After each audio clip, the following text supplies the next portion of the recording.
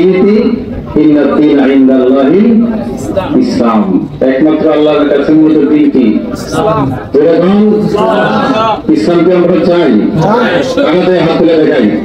নারে তাকবীর, নারে তাকবীর। রফিক আজাদ একটা কথা বলছিল, বাদ্যে হারাম যারা মানচিত্র পাবো। কি বলছে বুঝছেন? বাদ্যে হারাম যারা হয়তো মানচিত্র পাবো, মানচিত্র পাবো। অনেক মারফতের কথা। সময় কম, 2 মিনিট সময়। একটা দেশের মানচিত্র মানুষ কখন কার? যখন সেই দেশে সুশাসন প্রতিষ্ঠিত হয় না। কথা বলেন না কেন? বিগত দিনে সুশাসন খুব হয়েছে, এমন সুশাসন হয়েছে কোনটা দিয়েও রব বানাইছে।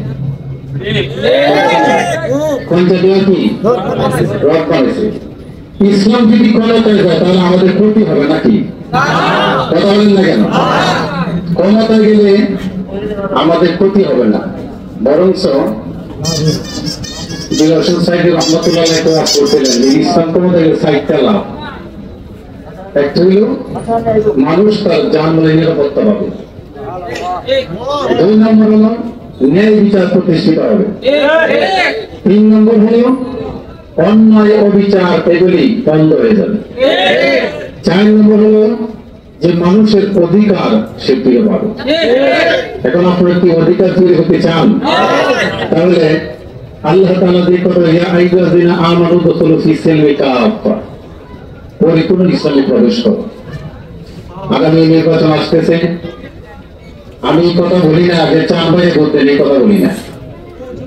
আমি বলি এই কথাটাই যে ইসলামের পক্ষে যে ব্যক্তি কাজ করে সে যদি কিছু নাও জানে, আমি তার পক্ষে আসি। আর সে যদি অনেস্টমেন্ট হয়, honest is the best policy. সে যদি অনেস্টমেন্ট হয়, আমি কেন তার কাছে থাকবো না? কারণ কোনো মাস সত্যবাদী সাথে পেলে কারাই।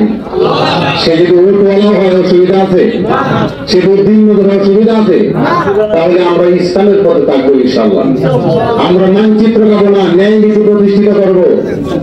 ন্যায় নীতি প্রতিষ্ঠিত বন্ধ হবে, সুদ বন্ধ হবে, ঘুষ বন্ধ হবে, দুর্নীতি বন্ধ হবে। কোরআন যদি সংসদে যায়, ঠিক কিনা? আর যদি না যায়, এবারে সুযোগ যদি হারাই, তাহলে এই জাতি কপাল করবে। এই জাতি কি কপাল করবে? সুতরাং আমি দীর্ঘায়িত করতে চাই না আলোচনা, জানি 10টা বন্ধ তারা আপনারা শুনবেন। তো চান ভাই এই কথাই বলতে চাই, সামনে যখন আমরা আগাইছি, আমরা এগিয়ে যাই। কথা বলেন না কেন? ওই যে নবকৃষ্ণ ভট্টাচার্য একটা কবিতা লিখছে, কি করবে? পিপিলিকা পুজলিকা বল বল চারিকা, কোথায় যাও বলে যাও শুনি। ওই যে পিপিলিকা, এগুলি উনি একটা হিন্দু মানুষ, কিন্তু কথাগুলি লিখে গেছে মুসলমানদের অনুকূলে। মুসলমান যদি সংঘবদ্ধ থাকে, এখন যে সুযোগ আসছে, যে সংঘবদ্ধ থাকে, এই বাংলাদেশ ইসলামের দেশ হবে, এই বাংলাদেশ কোরআনের দেশ হবে। ওই মসজিদের সামনে সুরের বিচার করা হবে, এই মসজিদের সামনে জিনাফের বিচার করা হবে, এই মসজিদের সামনে এরকম যদি অন্যভাবে সম্পদ লুণ্ঠন করে তার বিচার করা হবে। এটা না হচ্ছে ইসলাম। ইসলাম জীবনের ধর্ম নয়। আল্লাহ বলছে লা যুলমা ইয়াউম, আমি কারো প্রতি জুলুম করি না।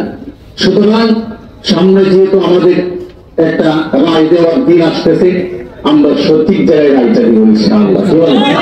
এমন জায়গায় রায়টা দিব যে রায়টাই দেওয়ার পরে আল্লাহ যদি আপনি আমাকে প্রশ্ন করে তুমি ইসলামের জন্য কি করেছিলাম, তখন আমি একটা কথা বলতে পারবো, আল্লাহ আমি ইসলামের জন্য, যেমন ইব্রাহিম আলাইহিস সালাম এরকম আগুনে ফেলানোর পরে ওই যে ব্যাং আসলো আগুন নিবানোর জন্য, তখন আল্লাহ তাআলা ইলহাম করলেন, এই ব্যাং তুমি ইলহাম করো তো, ব্যাং কষ্ট করে আগুন নিতে পারবে? ওই না, আমি আগুন নিবাইতে পারবো না, তবে বলতে পারবো ইব্রাহিমের দলের লোক ছিলাম। আমার আরেক দলের একটা বাকি আসতে ফুটে আগুন, তুমি দিলা কেন? তো আমি দিলাম এই জন্য আরো আগুনটা জ্বলুক। তাহলে কেমন দিন তোমার প্রশ্ন করলে, তাহলে আপনি কি আগুন জ্বলাবেন না আগুন নিভাবেন? কথা বলেন না কেন?